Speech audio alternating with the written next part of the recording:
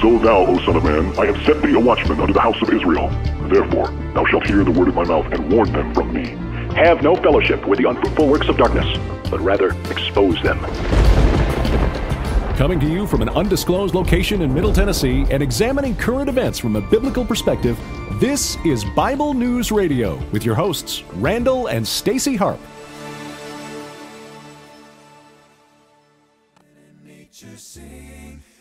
Hello, people. I'm back. Yeah, I am. Joy to the world, people. I'm gonna go ahead and share this out. So give me a minute.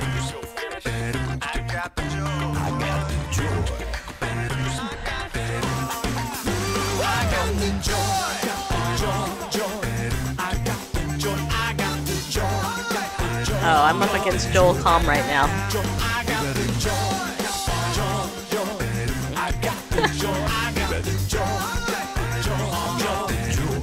Hi. Joy to the world, the Lord is come. Let earth receive the King. Every heart prepare him room. And heaven and nature sing. And heaven and nature sing. And heaven and nature sing. Joy, you got it. I got the joy. I got the joy.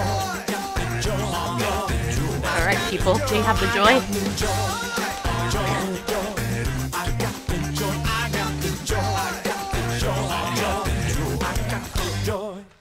Joy to the world, the Savior reigns. Let men their songs employ. All fields and floods, rocks, hills and plains. See how much more exciting this is with me here, and then just barefaced. Sounding joy, joy, joy. I got the joy, I got the joy, I got the joy, I got the joy, I got the joy. Wonder why we celebrate each year. Merry Christmas. Everybody thinks about the baby boy. Some of us are happier because we know that this little bitty child came to save us, and that's why we have this joy. So barefaced, are you happy I'm here? Too bad, I've got the joy. I feel like we should do dancing, right? I'm pretty sure if I did that, though, I'd fall down. Rules the world with truth and grace, and makes the nations prove the glories of his righteousness, and wonders of his love, and wonders of his love, and wonders of his love. Joy, got the joy, joy. I got the joy, I got the joy. I love the CD. So good.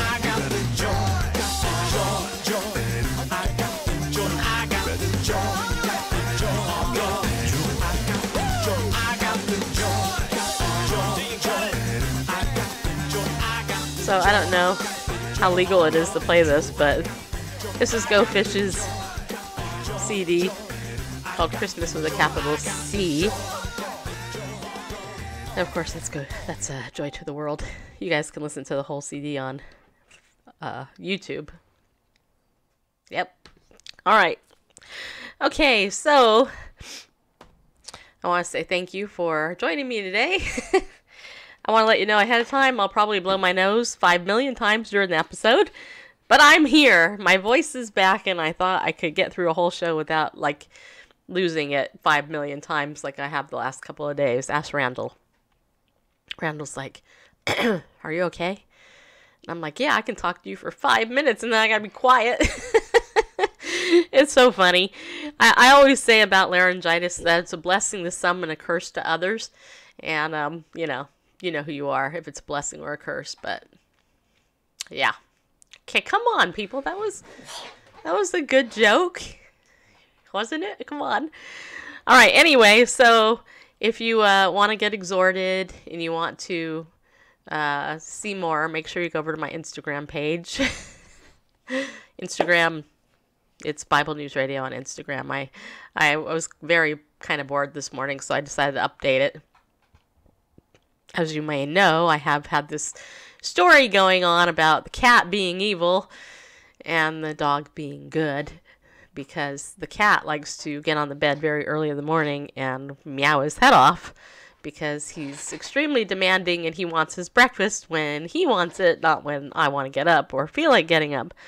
So, anyway, and I'm up against Joel Comm right now, speaking of animals, who has his brand new robot dog, his Ibo, who named Skippy, which cost him almost $3,000.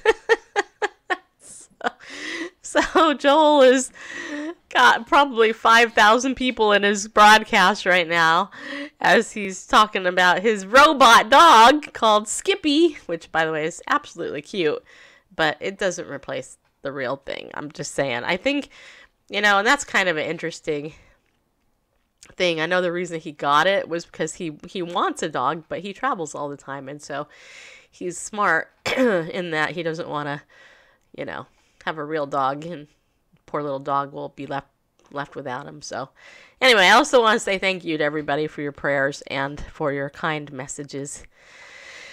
And yeah, dogs have owners, cats have staff. That's actually very true, as you know, Melanie.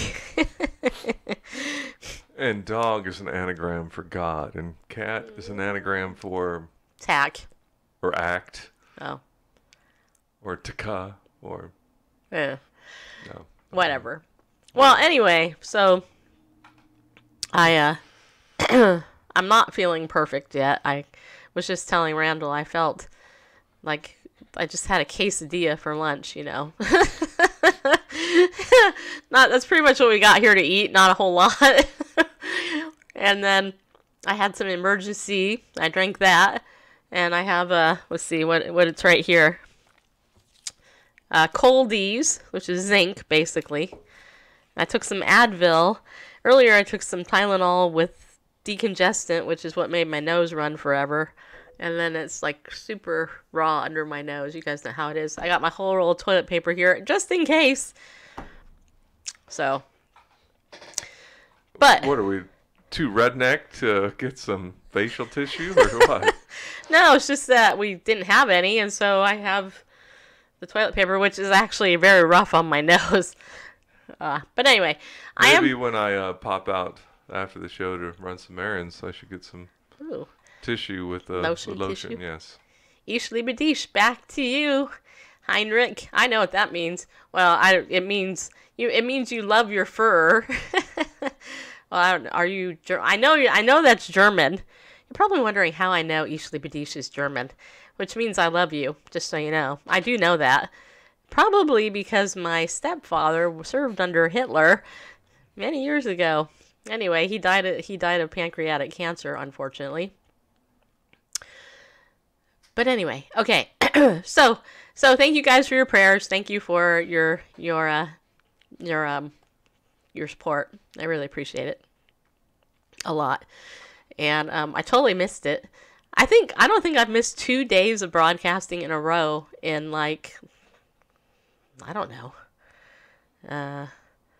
Yeah, he said I love you, dictator. I know. I don't know. I can't remember last time I missed 2 days in a row. It's been a long time. I don't think I ever have. Have I ever missed 2 days in a row? I usually suck it up and just broadcast through a show, but... Well, I think that perhaps 6 years ago on our move here, where there may have been probably a couple days that we didn't broadcast, and it took a while for us to set up our cardboard box studio. So. Yes, so actually today is our 6-year anniversary today of moving here to Tennessee, to literally driving over the bridge under the Tennessee Welcome to Tennessee sign. It was 6 years today, bareface.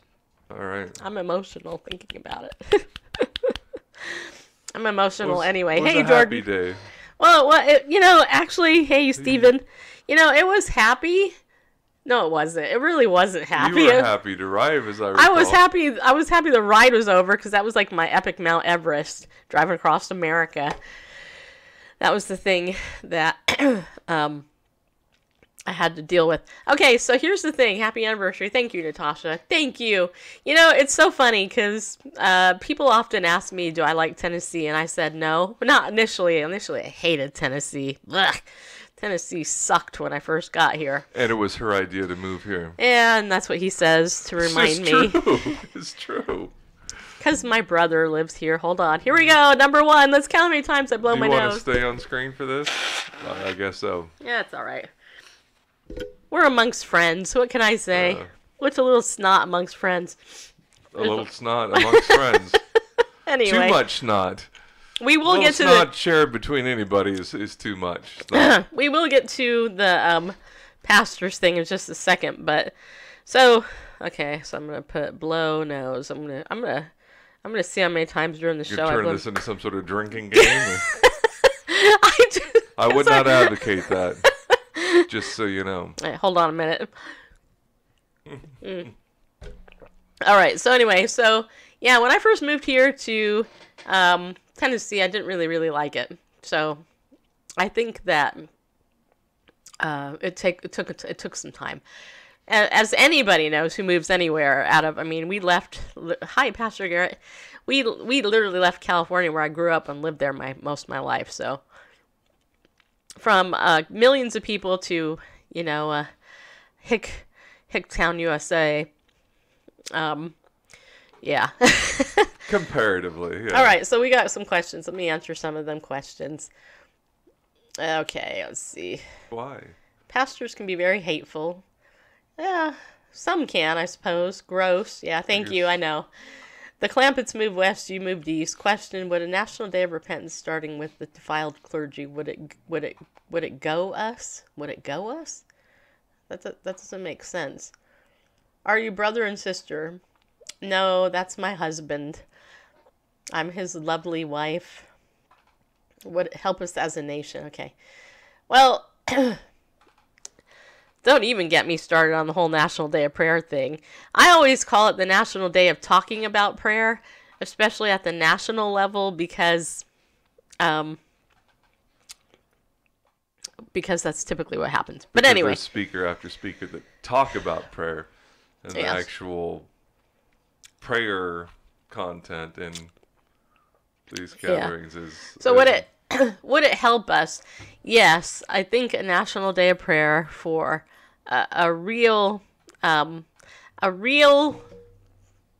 people who really repent, really pray, can change the nation. And I actually think, and I've been actually thinking about this a lot because I've been doing nothing but thinking the last couple of days.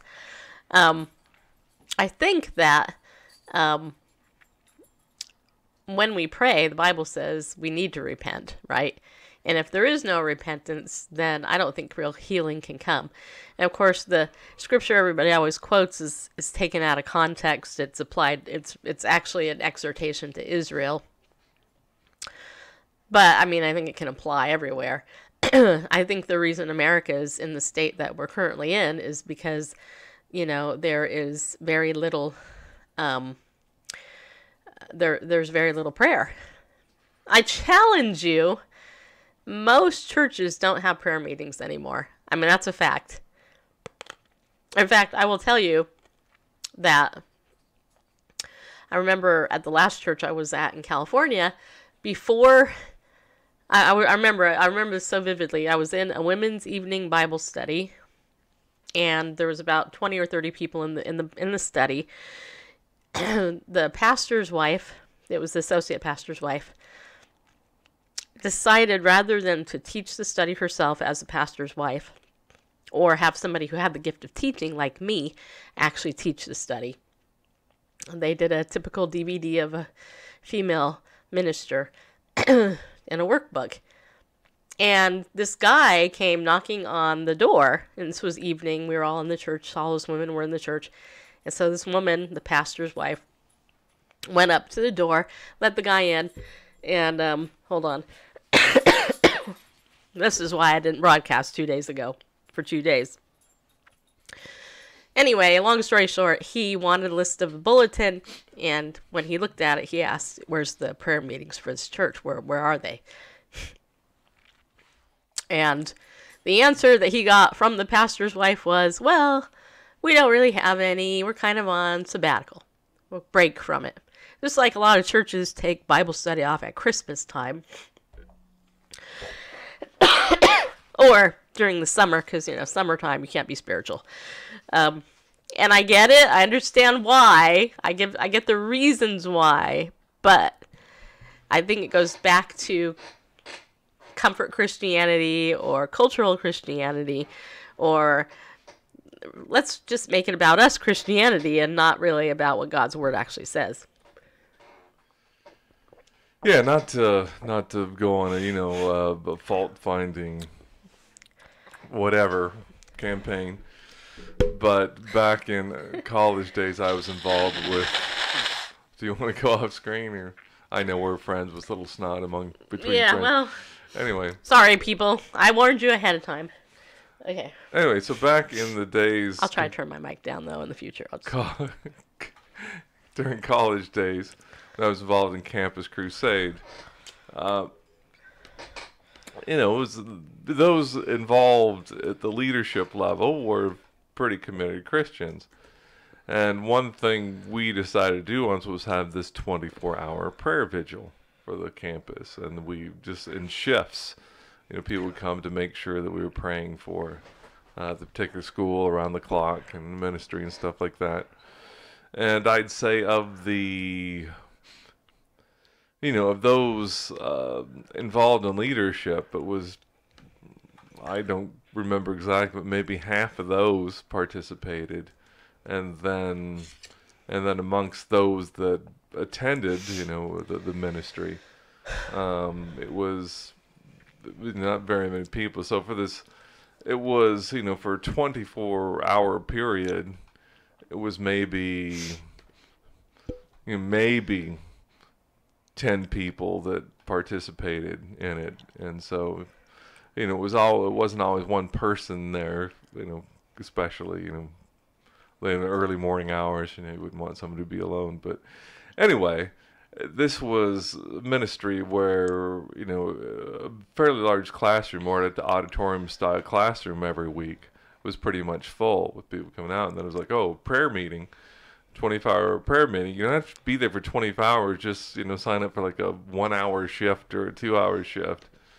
And I think there were like less than a dozen people that participated in that. So anyway, I'm just saying, sadly, that's kind of the way it is often. Yeah.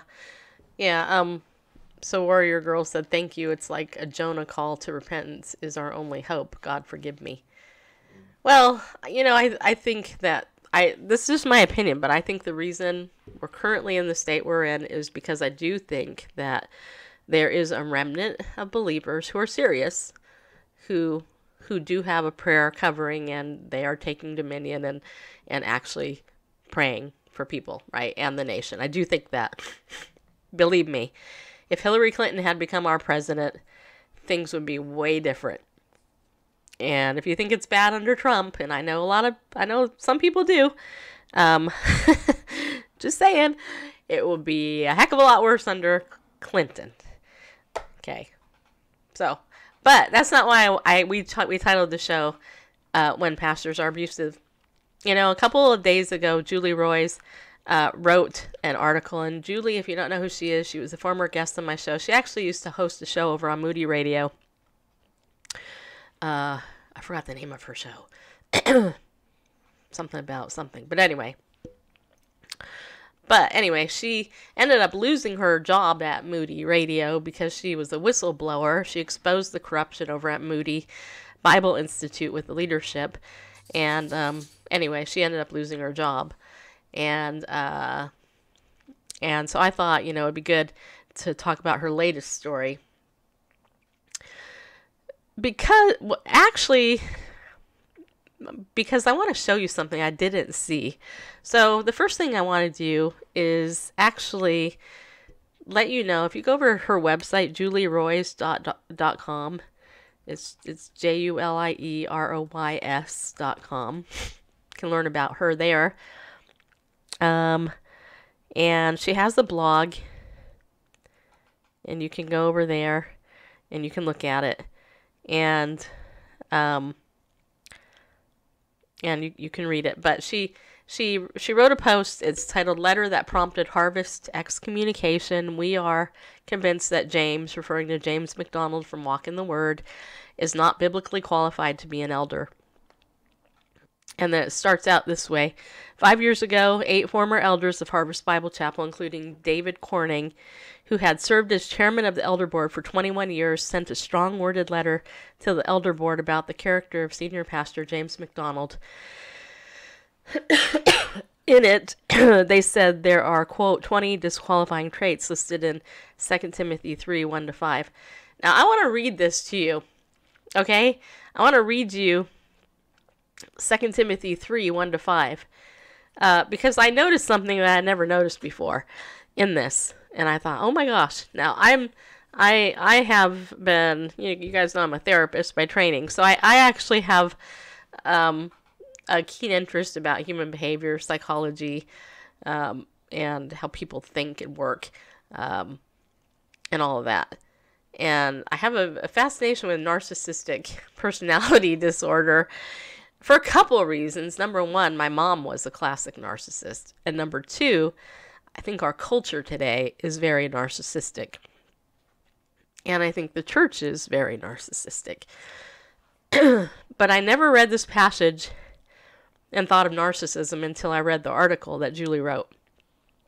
But I'm going to read this here. I'm going to read the scripture here. It says here, 2 Timothy 3, 1-5. And this is in the NIV, which is what they have quoted here. So I'm just going to leave it at the NIV. And yeah, of course, you put in New American Standard, right? Caught up with you now. Okay. Man, see, now my throat's scratchy and tickly, and it wasn't doing this earlier, so. Okay, but mark this. There will be terrible times in the last days. People will be lovers of themselves, lovers of money, boastful, proud, abusive, disobedient to their parents, ungrateful, unholy, without love, unforgiving, slanderous, without self-control, brutal, not lovers of the good, treacherous, rash, conceited, lovers of pleasure rather than lovers of God, having a form of godliness but denying its power, have nothing to do with such people. Now, we know that the context here is he's writing about the church. People often mistake this as a passage about the world, but the world doesn't have a form of godliness. It's people in the church who pretend to be in the church who have a form of godliness. People outside the church might say, oh, I'm spiritual. They would never use the word godly to describe themselves, okay? Yeah, and just real quick, if you take out the chapter divisions, read it in context as a letter, read chapter 2, he's telling Timothy about what's going on in the church and false teachers and stuff rising up. And you be on guard, Timothy, watch out for this stuff and don't fall for this stuff. And then comes, but mark this, that we, our Bibles we start chapter 3 with. But yeah, right. Definitely talking about church folks. Yeah, so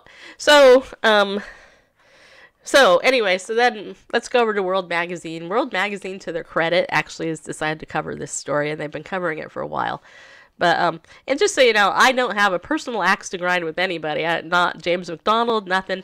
I'm just reporting the news. This is Bible News Radio. Yeah. Okay, so this is titled Hard Times at Harvest.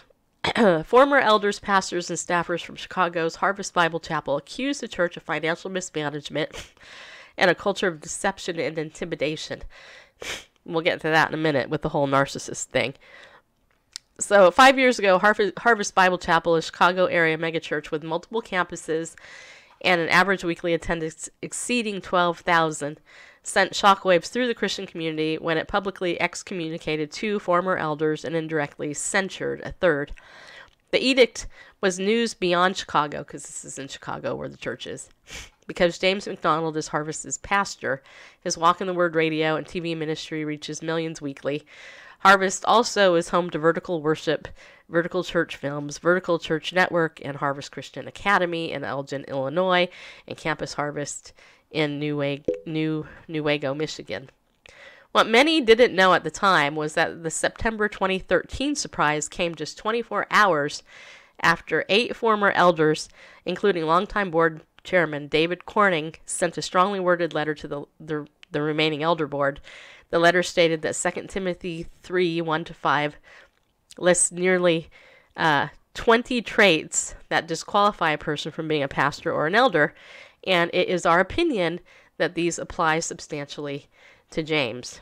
The letter charged McDonald with, among other things, self-promotion, narcissistic, love of money, narcissists are often your top business leaders, just so you know, domineering and bullying, yep, abusive speech, yep, outbursts of anger and making misleading statements, yep, and yep. I'm saying that to narcissism, by the way. We are prepared to bring forth a host of specific examples and witnesses. World has published the entire letter here. I'm not going to read the whole letter because the main post part is that right there, but you can read it. Harvest officials quickly went on the offense. In a video shown on 7 Harvest campuses the next day, 4 sitting elders accused the 3 former elders who had resigned most recently, Scott Phelps, Barry Slabaugh, and without naming him, Dan Marquette, of, quote, great sin for sending the letter to the elder board. Current elder Steve Houston warned members to avoid the 3 men, saying they were defiling many people. Now, I have to say something here. The Bible talks about if you have something against your brother, right? What's Matthew 18 teach us, right? It tells you to go to them, and then if they don't respond, take 2 people with 2 or 3 witnesses, right? And then bring it before the church. Well, it seems to me that the elder board did the correct thing, and unfortunately, you have flying monkeys, to use the narcissistic lingo. The flying monkeys are the current elders that stood by the pastor, especially if this was an abusive pastor, which I believe he is, because as you'll see in the rest of this article, if that was my pastor, I'd be out of there.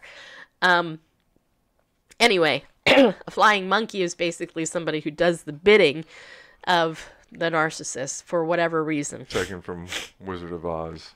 Yes. Right. So there's 7 elders altogether. 3 basically exposed this. And in the classic narcissistic cycle of abuse, what happens is projection, blame, and then they basically make it like, okay, this is the situation over here.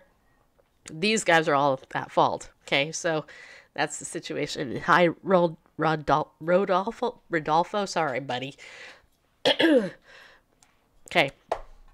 Anyway, so World covered the dispute briefly and reported the 3 censured men's accusations that Harvest had a puppet elder board that did not even have access to financial details such as McDonald's salary. They also said the church fostered a, quote, culture of fear and intimidation and left a trail of broken relationships.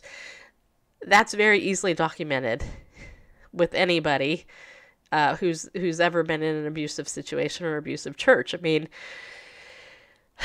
first of all, it takes time for people to be able to get the courage up to expose what's going on, because if they don't get the courage up, then they have to decide whether or not they're going to be complicit with the crime or the abuse that's going on. Julie Royce actually was on my show talking about when she left Moody and she was fired from Moody for actually, exposing the stuff going on there. Yeah, in these cases, it's not the people who have the faults that are called out. It's the whistleblower. Right. Things were fine. You rocked the boat. Right. And it's the cycle of You abuse. were the problem. Right. It's the complete cycle of abuse. When a victim of anything, like just say sexual abuse, like I was, stood up and told the story, it's easier to blame the victim. Well, how many of us have, oh, it's your fault. You were alluring the guy, blah, blah. I'm like, yeah, I was like 5 years old. That, like, I knew what I was doing. Not, you know what I mean? But anyway, so... Because people like their comfort, and that, you rock the boat, right. upset the boat, and so now we're unhappy. It's your fault. Okay, now I'm going to turn down my mic. But we can't hear you. Oh, okay. Because she's... Cut to me. Sorry. Cut to me while Stacy cleans your sinuses. We need to get those cough drop, not cough drop like Ludens or whatever, but in the broadcast world, there's Okay, I'm back. they have these switches to mute your microphone momentarily. Gotcha. All right. Anyway, okay. So, would you rather have me here blow my nose or not here at all? Okay, just saying. I told you ahead of time. Okay. Anyway, in September 2014, McDonald said the church had reconciled, quote, meaningfully and mutually with the censured elders. He apologized for the harsh manner in which leadership had disciplined Phelps, Marquette, and Slaba. The three former elders told World they had accepted McDonald's apology, and World happily relayed news of restoration. In exchange for an apology, we agreed to leave Harvest alone and let the elder board bring about the necessary reforms, the three former elders recently wrote in a joint statement. But now the three elders believe they were misled, which, by the way, narcissists are extremely good at that. Marquette told me he hasn't seen evidence of reforms at Harvest, instead has heard repeated stories of mistreatment. The 5 other signers of the 2013 letter likewise say they've seen no evidence that the character issues involving McDonald have been resolved. I've also interviewed more than 24 former staff, elders, and members of Harvest. That's more than 24. That's 24 people, okay, at least. Within the past 2 years that have left the church. They similarly claim that McDonald and other Harvest leaders have shown an ongoing pattern of relational and financial abuse, a lack of transparency, and outright deception. In a November interview with World, McDonald and other Harvest elders and leaders disputed much of the criticism. Of course, McDonald admitted he was sometimes, quote, too intense, but noted he has not been involved in staff management at Harvest for almost 10 years and said, we don't belittle people. Come on, boys, hold out. Okay. Former Elder Board Chairman Robert Jones, who said he has worked with McDonald for over 20 years, said his character is not in question. His growth and grace is evident to all. So, I would say Jones is probably a flying monkey, if he's known this guy for 20 years and claims that that's the truth, based on the fact that 24 other people said, no, I think there's a problem here. Either that or Robert Jones is a narcissist also, and, whatever. Now, we're going to read some of the stuff that this guy did and actually admitted to, and Randall, you're going to be outraged when you hear this. I mean, I was like, okay, I'm reading this, blah, blah, blah. But Julie saves it to the very end of this article.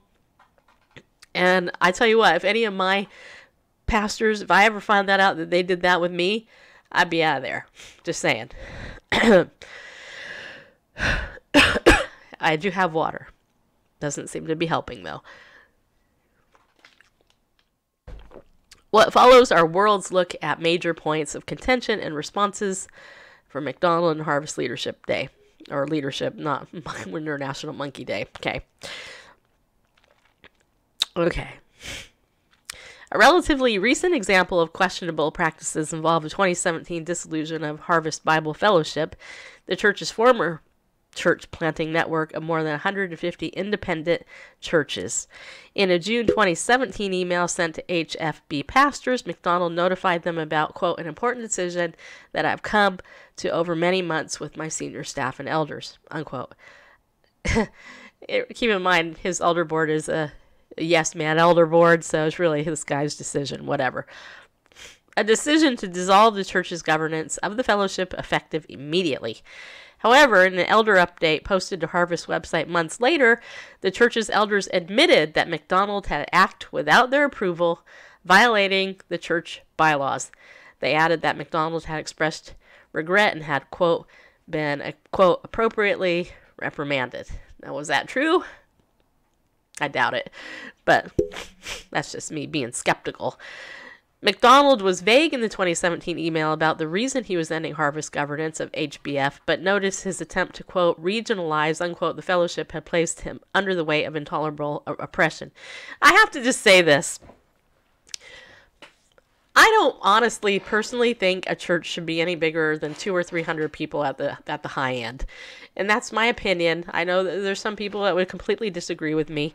I'm not one of them. I'm glad that you said that. But see, that's the thing. I think if your church is getting bigger, God's blessing it. God's going to raise up other pastors to take on and open up a little church.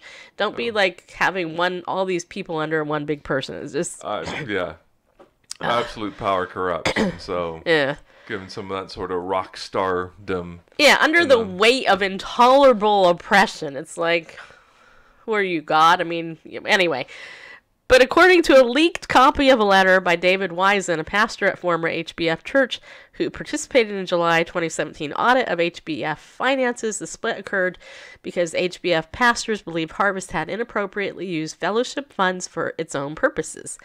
HBF was partly funded by member churches. Wiesen claimed Harvest owed HBF at least $1.8 million. Just pittance. Yeah. Bob Langdon, the former financial director of HBF, who also participated in the audit, confirmed Wiesen's account. He said some of the items HBF paid for appeared to benefit Harvest Bible Chapel much more than the fellowship. For example, Langdon said HBF paid $500,000 for a church management systems upgrade that included new hardware for Harvest main campus in Elgin, so $500,000 for that. HBF also paid about $570,000. That Langdon said his boss, former Harvest Chief Financial Officer Fred Adams, had allocated for, quote, overhead and discretionary expenses. Adams resigned at the end of 2017 and did not respond to a request for comment. Langdon said these expenses included a percentage of the sales salaries for certain top Harvest Bible Chapel executives and $50,000 donation to Pastor Mark Driscoll's Trinity Church in Scottsdale, Arizona. Driscoll, a longtime friend of McDonald's, resigned from the former Mars Hill Church in Seattle in 2014 amid charges of domineering leadership and the fact that he was also called out by Janet Mefford for plagiarism and a whole bunch of other stuff. And now Mark Driscoll is leading another church somewhere else. Whatever. Langdon said that during the audit, Wiesen and auditors repeatedly asked Harvest executives to give justifications for various HBF allocations, and there really wasn't one. So what happened to over $1 million, basically, is what they're asking. The audit resulted in an impasse between the two groups. According to Wiesen, Harvest offered to pay the new entity of former HBF churches $2.5 million, but only if the group agreed to a hush clause, an agreement never to criticize Harvest publicly. Now, let me ask you something. Is that so biblical in the Bible? You know, is that anywhere in the Bible where... Hush money? Yeah, like a hush clause. Like, hey, you know what? If you leave this church, and it gets to that in just a second, you got to be quiet. And plus, you can't be stealing any of my other people, and you can only have your church within 50 miles of this place because this is my church, my territory. This sounds like a crime syndicate. I mean, seriously, it does. And it's the things that movies are made of. But anyway, Wiesen, who was acting as the church's representative, said he rejected the offer. That's good. Most of the former HBF churches then formed an independent organization called the Great Commission Collective. Hey, do you want to be part of the Great Commission Collective?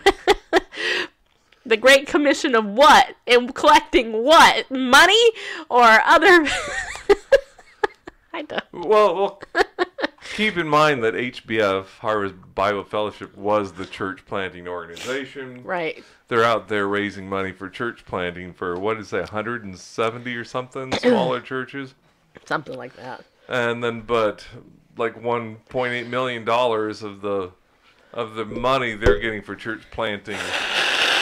You should turn your mic down. For church planting Sorry. activities.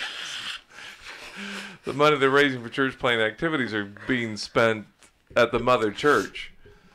You know, and so, yeah, that's a problem. So the Great Commission Collective, I assume they're going to continue with church planting efforts. And the Great Commission, by the way, is making disciples, not building churches or.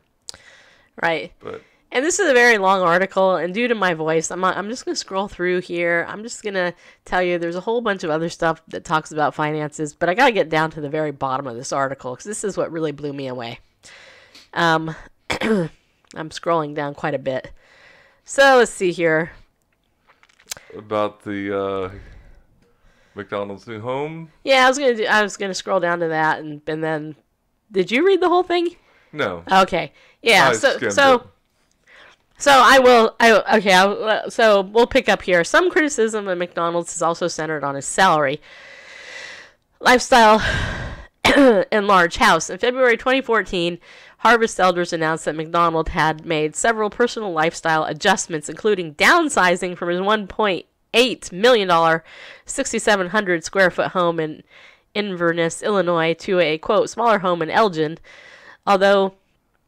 Though McDonald moved into a smaller $650,000 home, he never purchased it and lived there only temporarily while building another large home on 5 acres nearby. Now, hey, you know, a lot of these people, like mega churches, have these big, huge homes. I mean, you know, so who are we to judge? The guy earned the money, right? Anyway, McDonald told World that his new home, appraised at $1.4 million, is under 5,000 square feet when the new home's garage and basement are subtracted from the total. But according to an appraisal that an attorney for McDonald's submitted to the Rutland Township Tax Assessor's Office, the home has 6,891 square feet of gross living area, in addition to a 2,600 square foot 10-car garage and more than 2,000 square foot finished basement. So he's got almost a 9,000 square foot house with a 10-car garage. We have a 2,000 square foot house with a 1-car garage, just in comparison, just so it's okay. But we aren't suffering the oppression of pastoring a megachurch. You should warn me on that. Sorry. Anyway, the appraisal noted the home's vaulted and designer ceilings, high-end finishes, luxury bathrooms, and granite counter and vanity tops. It sounds really nice. In written comments on the size of McDonald's home, Harvest told World that 2 second-floor rooms were left unfinished with no utilities to meet his square footage goal. Goal. Yeah, that's what I meant to say. Goal. Jones said that ECFA President Dan Busby had, while reviewing Harvest finances during a previous visit, called Pastor James' salary unremarkable. Busby declined my request for an interview, referring to Julie, but in November sent a written statement announcing that the ECFA, now this is the Evangelical Council for Financial Accountability. Yeah, right there. So all your big ministries are part of the ECFA. We're not, just so you know, because we're not nonprofit. But well, there's a fee to be involved in that as well. Right. Anyway, so basically, long and short of it is, according to the ECFA, they're fine. They're all that. Now,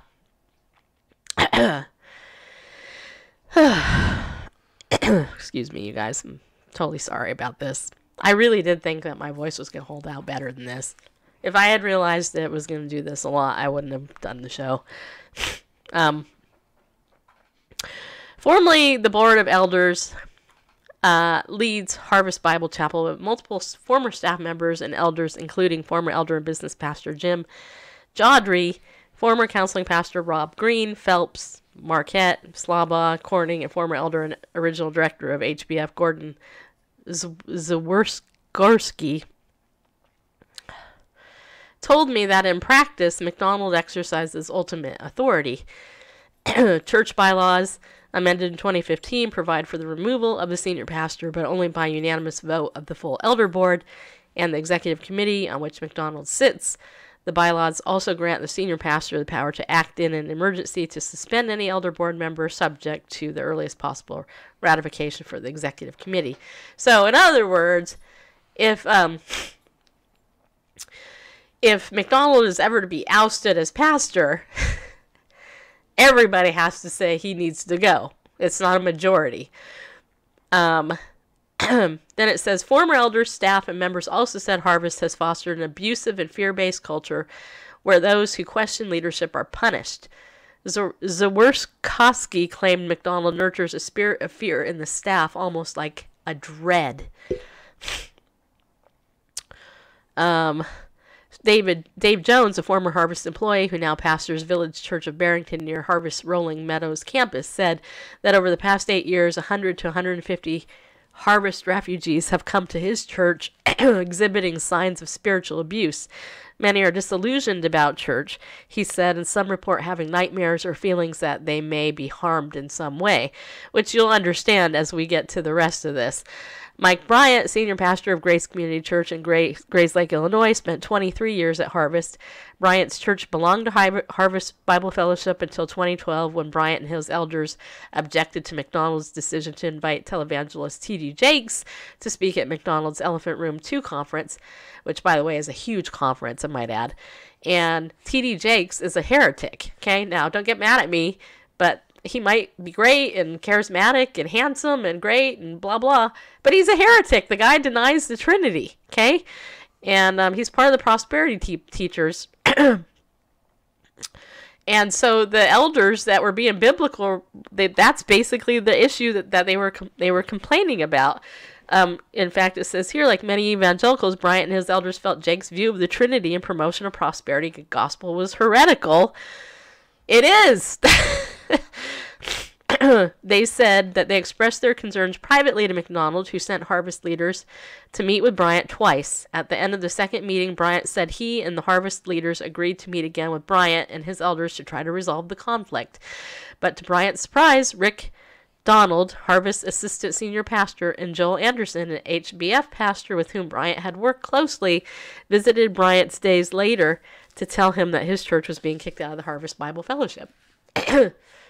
To which I would say that was really a blessing for that guy. Indeed. Because, anyway, the expulsion, Bryant said, was devastating. He immediately lost half his 300-member congregation. Well, if they were sticking around because of the association, then good riddance. And his church had to spend tens of thousands of dollars to change its name and signage. But Bryant said the spiritual impact of his experience with McDonald and his associates was equally crushing. They want loyalty above righteousness, Bryant said, and it really messed with me internally. Now, when I read that, I thought, oh my gosh, if that isn't a classic symptom of somebody who's been narcissistically and spiritually abused, because narcissistic abuse is very common as spiritual abuse, and not just in the Christian church, but the Mormon church as well. When you have these cult-like leaders who think that they're above all that and they can do whatever the heck that they want, they wanted loyalty above righteousness. That's why this goes on for so long, because it takes courage for these people to step out, to speak out. Joel Anderson, who is no longer affiliated with Harvest in Chicago last year, contacted Bryant to confess, quote, sinning against him and his church by participating in the expulsion. In an open letter, Anderson wrote that, as a good soldier, he had agreed to do what Harvest leaders asked him to do, but now he sees the need to abstain from such assignments. So it sounds like Joel has a little bit of a conscience. In an interview, McDonald and Rick Donald told World they regretted how they handled the expulsion of Bryant's church and would like a private opportunity to apologize to him. He's really a gifted preacher. He was a great worship leader in our church, said McDonald. Candidly, the things that we separated over seem really small to me now, and I wish we had found a way to persevere with him because I think it was a real loss. So this here, if you're following the narcissistic issue, this is basically where McDonald and Rick Donald, they're basically coming in, they're hoovering, and they're trying to get this guy back under the control that they want him under, right? Because these narcissistic types, they can pretend to apologize, but they really don't. It's their way of kind of tricking them and manipulating, sucking them back into that cycle of abuse. And so they get reprimanded for challenging the absolute authority, right. And then they go, fine, kick me to the curb, I'm gone. It's like, wait a minute. Right. So then, this goes on to say, Julie, and put in parentheses, Bryant told me neither leader has contacted him over the past 6 years. The only exception was a few weeks after his church was expelled when Donald called to tell him that his church could no longer use the Harvest name. So why now? Why? Because he's being exposed now. That's why they're hovering or hoovering. Trying to suck back in. Nothing like a Hoover vacuum cleaner. Yeah. So another incident of Harvest expulsion involved R.T. Maldander, who served as a pastor at Harvest Elgin's campus. In January 2018, Maldander resigned his position and soon after planted a church within 10 miles of Harvest Bible Chapel's Elgin campus. For this, he was kicked out of his daughter's 8th grade graduation, and his other 4 children were expelled from Harvest Christian Academy. Now, this is by the McDonald's people, okay? Now, this is what really... Anyway, so Maldander said that when he first announced his intentions to resign and plant a church, Harvest crafted a resignation letter and asked him to sign it. The letter included a non-compete clause pledging not to compete in a ministry within a 50-mile radius of Chicago. It also included an admission of misconduct, although the Harvest HR director told Maldander no record of misconduct existed in his file. So again, here we go. The abuse, that's manipulation. Maldander, he refused to sign the letter or a subsequent draft. Smart. From then on, he experienced a tense and deteriorating relationship with the church. He said that on his last Sunday at Harvest, James McDonald's son, executive ministry pastor Luke McDonald, approached him after the service and accused him of recruiting people for his church plant. Maldander said that when he denied recruiting anybody, Luke called him a liar in front of Lily, his 6-year-old daughter, and bystanders in the auditorium. Former Harvest member Mark Gagliardi witnessed the incident and confirmed his account, though he said he couldn't hear the entire conversation. World asked Harvest for a comment from Luke McDonald. The church responded that the details of the conversation with Maldander are not a matter of public discussion. I could be wrong. And are covered in love, unquote. So listen to that BS. Anyway. Okay, so long story short, this guy who got kicked out, he wanted to go to his kid's graduation. They wouldn't let him. They kicked him out of the thing. Basically said that he had to sit. His family got to go in, but he ended up sitting in the parking lot. Okay. And of course, this guy denies trying to recruit anybody out of the church and all that. Well, okay. So then it gives another example, and I know our time's getting close here. I'm trying to get through this. This is such a long article. But okay, I'm gonna bypass the last. I'm gonna go down the passion and intensity. This is where it gets crazy. This is where I would go. Okay, so passion and intensity. Titus 1 says an elder must not be quick-tempered or violent. Yet Barb Peel, former director of communications for Walk in the Word, told me Harvest senior pastor James McDonald regularly unloaded on staff members, yelling at them whenever there was an accumulation of stress. That's in quotes. Others told specific accounts of what they described as McDonald's anger or vengeance. Here are 3 of those accounts, spanning nearly a decade and each corroborated by 2 to 3 witnesses. Number 1. Betsy Corning, the wife of former Elder Board Chairman Dave Corning, said that in 2009, when her husband was opposing a plan by McDonald to reorganize the Elder Board, she made a disturbing discovery at the lake house at Camp Harvest. This was a home, she said, McDonald and his wife Kathy often used for family retreats. On a wall in the garage, she found a target with a photo of her on it that had been shot with what appeared to be a pellet gun. The target included photos of other people, including James and Kathy McDonald, but what shook Betsy was that she and another elder's wife appeared to be prime targets. Handwritten beside their images were point values of 50 and 200 points, respectively, while everyone else was assigned nominal point values. That's disturbing. That is extremely disturbing. That's what I'm saying. This he's a narcissist for sure, but psychopath. He's definitely on that line. So In a phone interview with World, McDonald said there was no correlation between the point values and he and Kathy's value and appreciation for those people. So he didn't argue that No, there were he these didn't. targets. Right. Though he admitted shooting at the target with a pellet pistol with his wife and kids, McDonald said it was all in good fun. Yeah. And said the target involved a bunch of pictures of our closest friends and family off the kitchen bulletin board. I should have seen the potential for that to be taken the wrong way. The fact that we didn't even take the photos down indicates that we weren't concerned about it being misinterpreted. He added that he had vacation with the family of the other woman in the picture as recently as 2016. So, and this goes to the grandiosity, and they walk by their own rules when you look at narcissism, because here he so blatantly disregards any semblance of normalcy. You know, I mean, usually, now forgive me for thinking this way, but if I was going to put a target and a picture of somebody on a target and shoot it, generally speaking, it's somebody I don't like. Not somebody that I like and is my close friend. Like, I wouldn't put my best friend Cheryl Ann, I wouldn't take her picture and put it on a thing and then shoot it. Yeah, or bareface. I certainly wouldn't do that. I mean, seriously. Imagine the conversation. Wives and kids hanging out in this mountain retreat, whatever. It's like, hey, I got this pellet gun. Let's go out to the garage and take target practice, because, not out to the woods in a distant tree. Let's go in the garage and do target practice. And, don't have any targets. What do you think? Oh, let's go get the pictures of the people we love. Grab them off the bulletin board. Bring them in and we'll shoot at them. Who does that? Apparently this guy. Okay, so it gets better. So Better? I hope goes so. on to say here, McDonald said he apologized to the offended parties when he became aware of the offense. Right? According to Dave and Betsy Corning, though, McDonald didn't apologize, but instead demanded an apology from Betsy for telling the other elder's wife about the target, which is your narcissistic flip, where they blame and deal with that. Second example,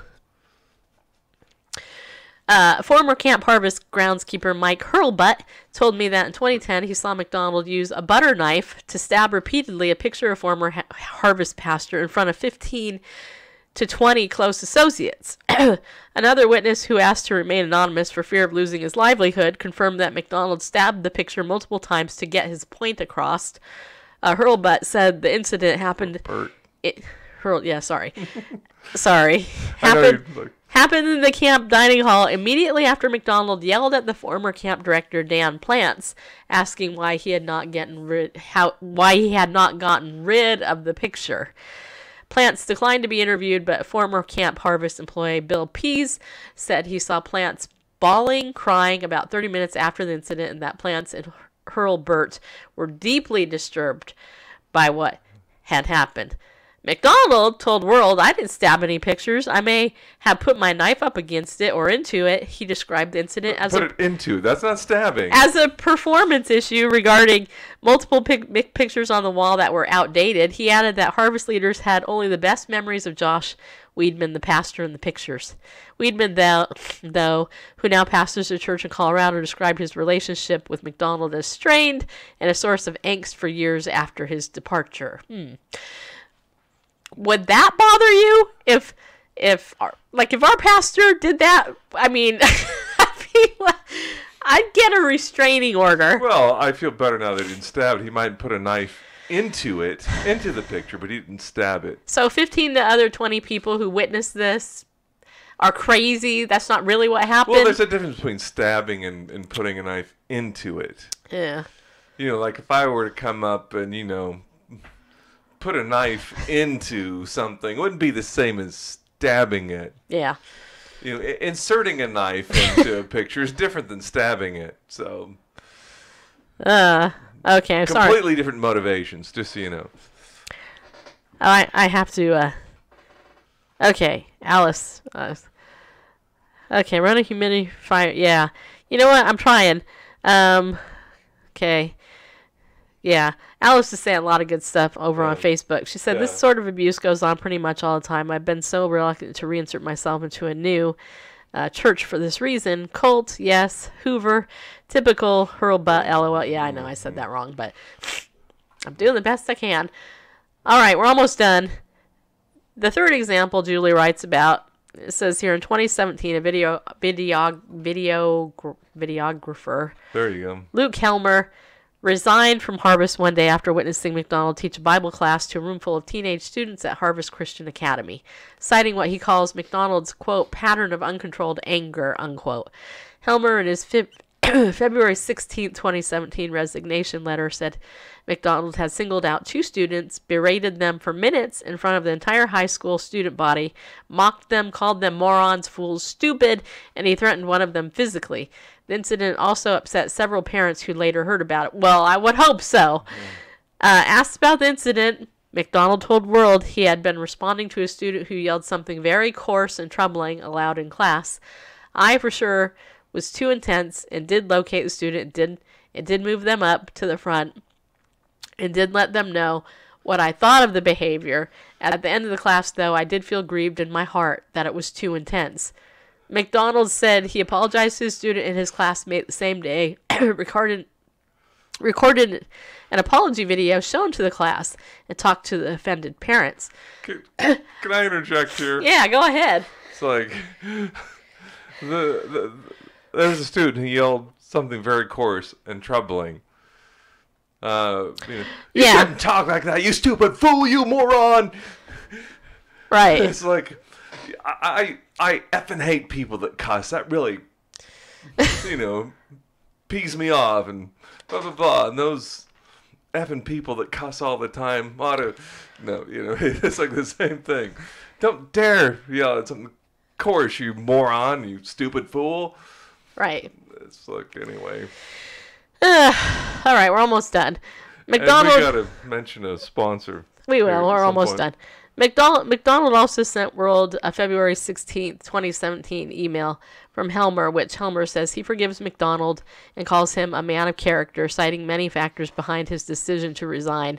Helmer declined to comment to me about the email, because maybe Helmer is scared of the guy still.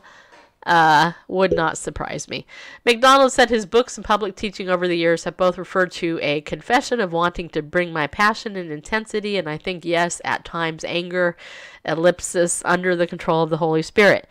McDonald said he has sought forgiveness from those at Harvest who have sometimes thought he was, quote, too intense in trying to change their perspective. I'll just say in checking with my family and the people that I work with, no, I do not have a problem with anger.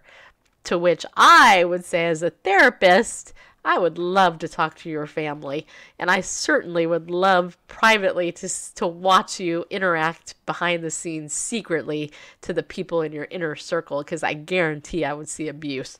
I guarantee it. And I would see scared people. That's exactly what I would see, because that's exactly what this is talking about. And what's really sad is that the media, World Magazine was one of the only places that will cover this story, because money. This guy makes a lot of money for the publishers. The church is big. And that's why this type of abuse gets people don't report it and they put up with it. But I admire all the people that left. Praise God for that. Because it shows you that there are some people with character who are willing to break the cycle and get the heck out of it. But it also shows you how many people are scared, they're sheep, or they don't know, and they're willful idiots. So what do you think overall of this? Who are you asking? You. Or anybody. I'm going to take a drink of water, man. Just so you know, my head hurts pretty bad right there. Well, it's a familiar dynamic. Reminds me of the Mormon Church, actually. Oh, excuse me, the Church of Latter-day Saints. The LDS Church.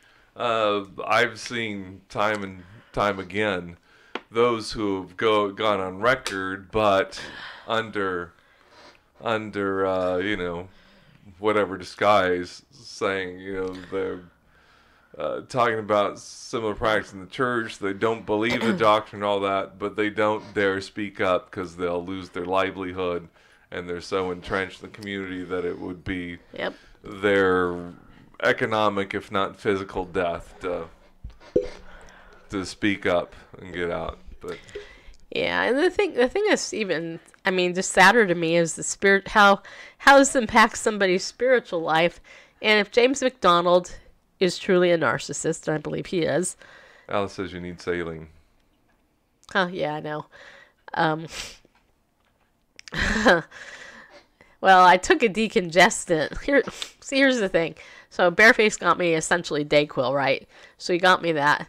When I took it, it just, man, my nose just ran like crazy. You could see it on Instagram. I did a couple If things. you want to see that kind of Yeah, thing. if you do.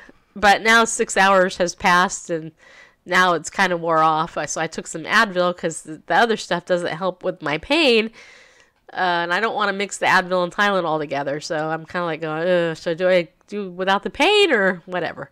But before I forget my point, narcissists rarely change. You notice in this whole article that nowhere does it ever say that McDonald ever got into any type of therapy or counseling or type of accountability or anything like that. Instead, there's a trail of destructive relationships. Accountability, he's got an elder board. Puppet board. I mean, you've been an elder. Changing, been reorganized and loses members occasionally. But you've been an elder in a couple of I've been. churches, and you know how they run. Just in one, really. Yeah, Benadryl. Well, I guess kind of. Benadryl would knock me out, Marlene, which is which is why I don't take Benadryl. But anyway, I feel tired now. See, this wore me out. But tomorrow I'll feel even better, I believe. Yeah, I will. Yeah, we need to. So go ahead. Yeah, why don't you do the thank people? First of all, thank you all for being pillars of our community. The handful of you that are. No, we're talking about James McDonald, who is a very popular pastor, and we just read an article about the. And talking about the dynamics. And, Yeah. And such mega churches that often occurs. See, she says I need rest. I've been laying down for 48 hours. Well, you need more rest. I know. I didn't get to play pickleball all week. Can you believe that? I could only dream about it. But anyway, I'll let Randall do the commercials. It's commercial time, people. Hey, and this program brought to you in part by Ariel Ministries. You'll find them online at ariel.org. And normally tell you to, when you shop at ariel.org in their store, to buy wonderful biblical resources, and seriously, they are.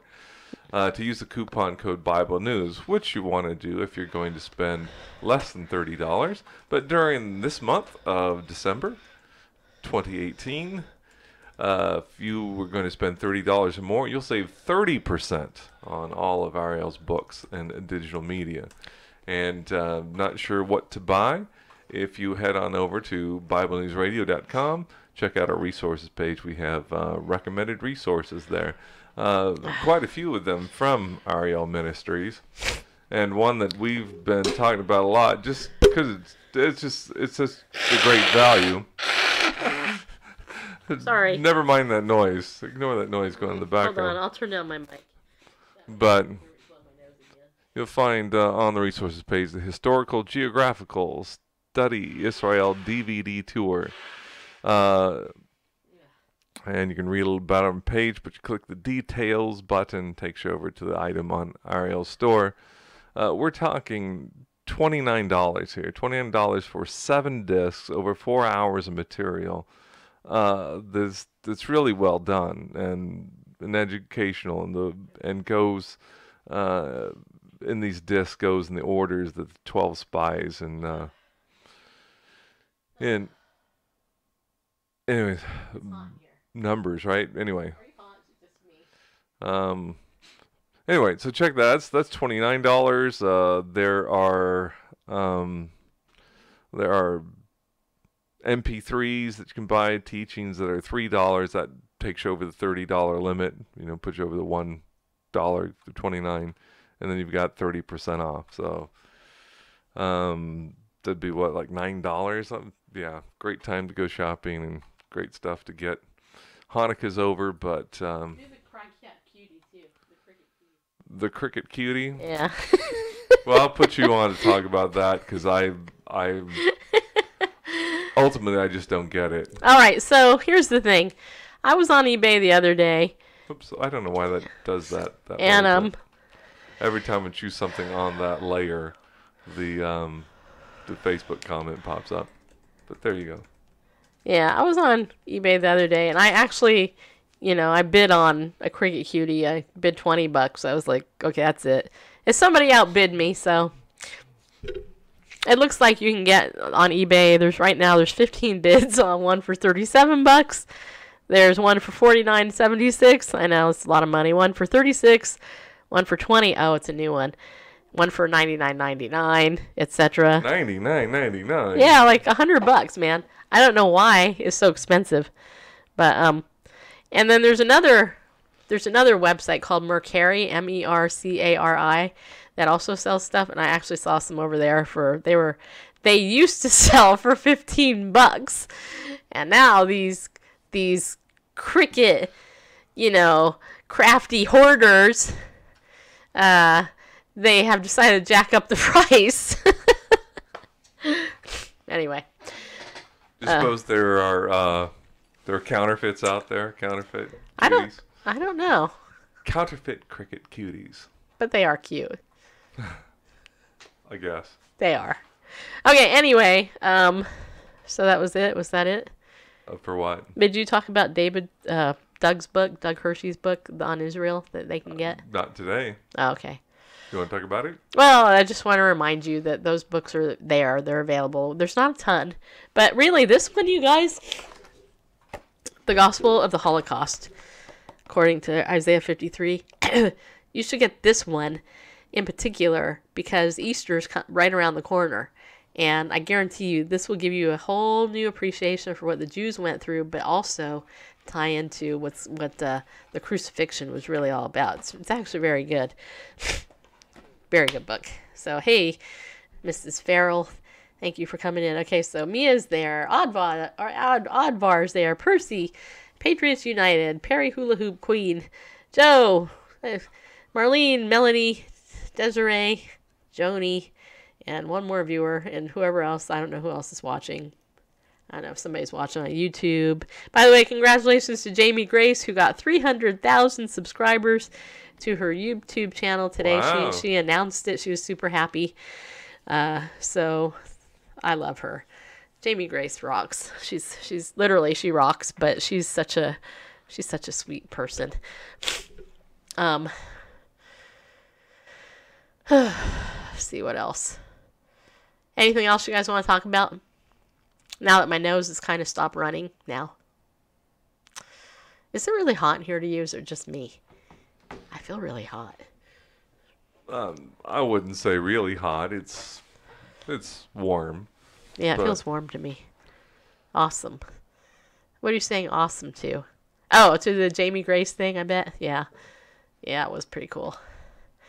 Alice tells you that she says, but once the party starts happening in your nose, it's time for antibiotics. Oh. Next time, be ready. Gotcha. Well, it's been going around pickleball. Everybody's had a cold. So, and the good thing is, I know you all care because you're here. The good thing is all my fluid is very clear. It's not like white or yellowy. So that is a good sign. So I am very thankful for that. And I am feeling better. I mean, my throat before was, I just couldn't even talk. I mean, I was so quiet the other day. I wear Fitbit and I literally got under like 1,100 steps one day. I was like, that is so not normal because I'm usually over 8,000 almost every day.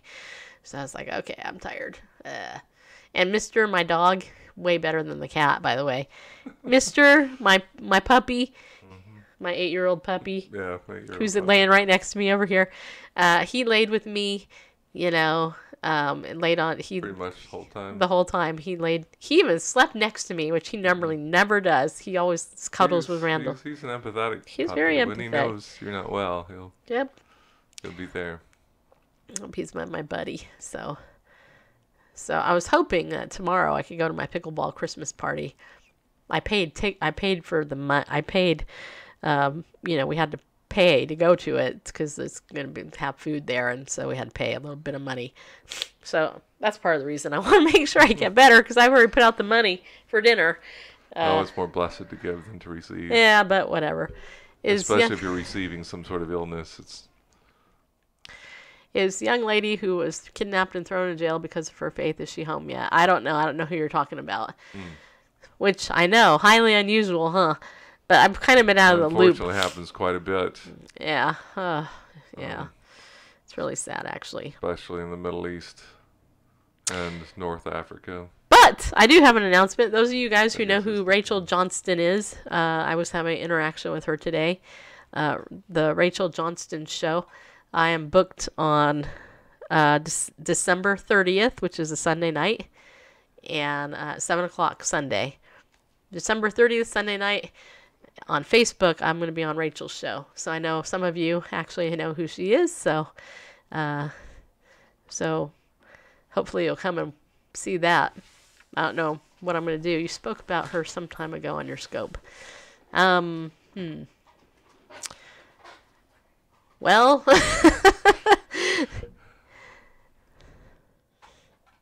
Perhaps was it somebody with Was it Aussie BB? Oh, I thought Rachel Johnson.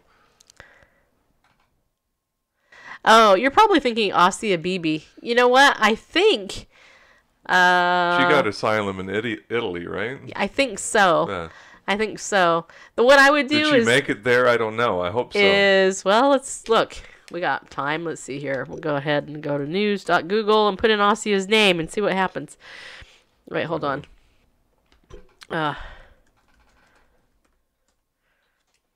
Okay.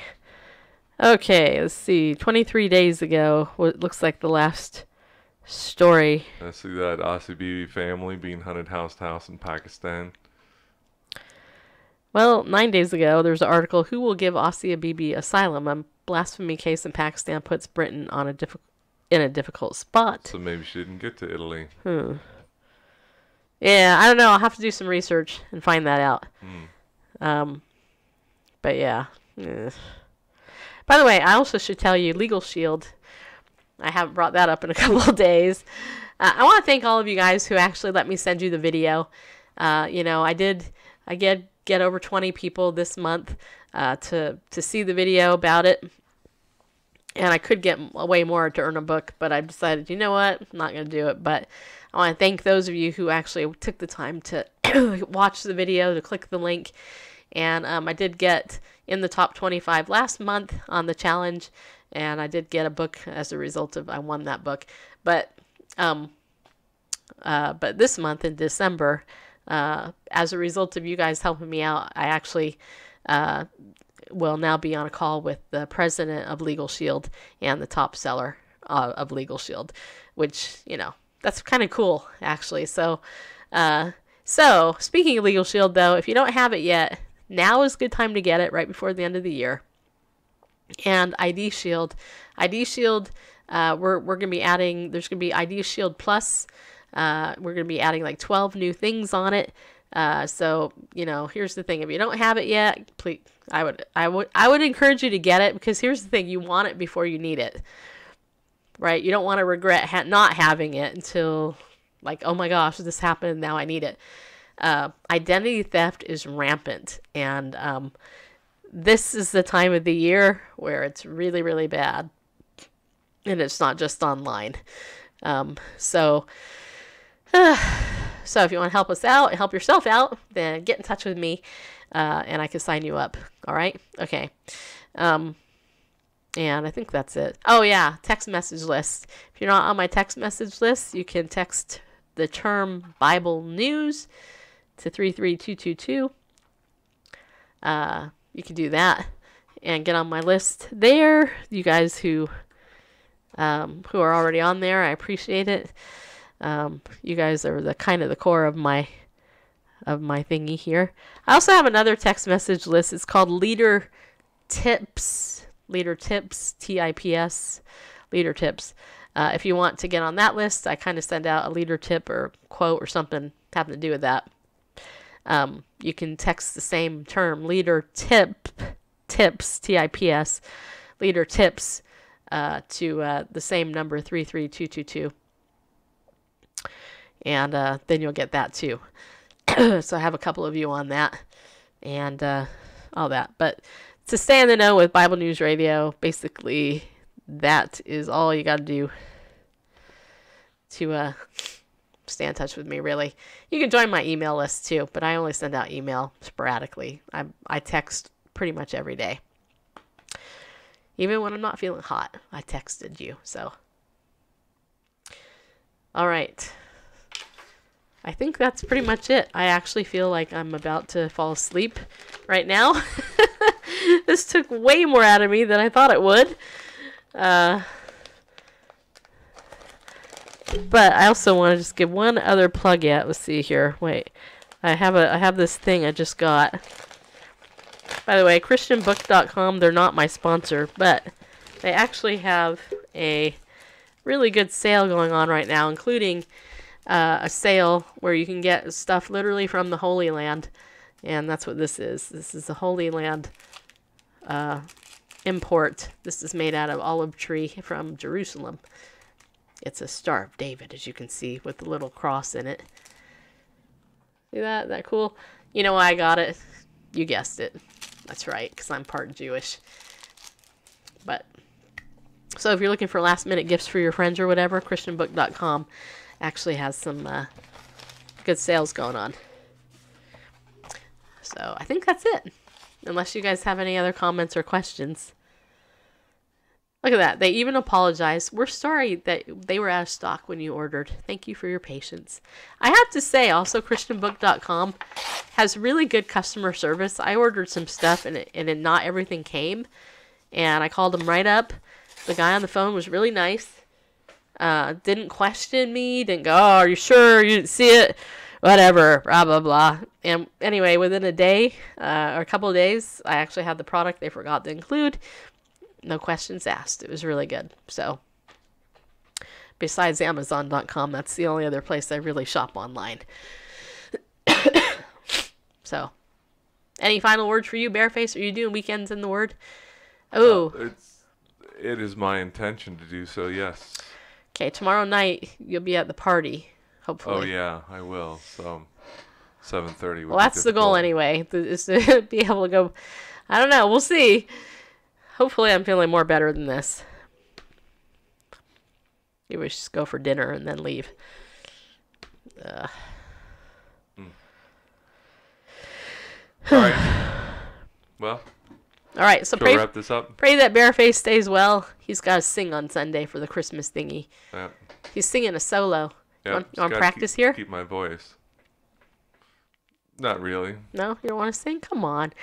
It's such a strange way to save the world. Like that. That's a strange way to save the world. I knew I could get him to do it. Yeah, I had to. I'm so influential. Joseph said, why me? I'm just a simple man of trade. Why him? With all the rulers in the world. Why here? Inside the stable filled with hay. Why her? She's just an ordinary girl. Now I'm not one to second guess what angels have to say. But this is such a strange way to save the world. Something like that. That was so beautiful. Thank you. You sing better than you used to. Yeah, I do. I practiced a lot. You do. No, he does. Hey, when I first married him, nope. I mean, he's improved a lot. You know what? These things is zinc. It makes my tongue feel weird. I don't know if you guys have any like better options or suggestions. Than zinc therapy for Ugh. the cold. Yeah. I've been sucking on my Zicam to. Zicam is just zinc. Yeah, I know. That's all it is. I know. Yeah. Zincum, gluconium, or whatever. Gluconicum, or anyway. Let's wrap this. We thing should up. go because I'm super tired now. But anyway, I missed all of you. I love you guys. I know you love me. I can tell. And so I hope you hope you got something out of today's show. Do me a favor, share it out if you don't mind. And I will, Lord willing, see you on Monday. And hopefully I'll be feeling a little bit better. So, but yeah, hopefully this mustache will be gone. So, okay. All right, be bold, people. Stand up and go with God. And if you want to follow our escapades, watch us on Instagram at Bible News Radio over there. Okay, bye.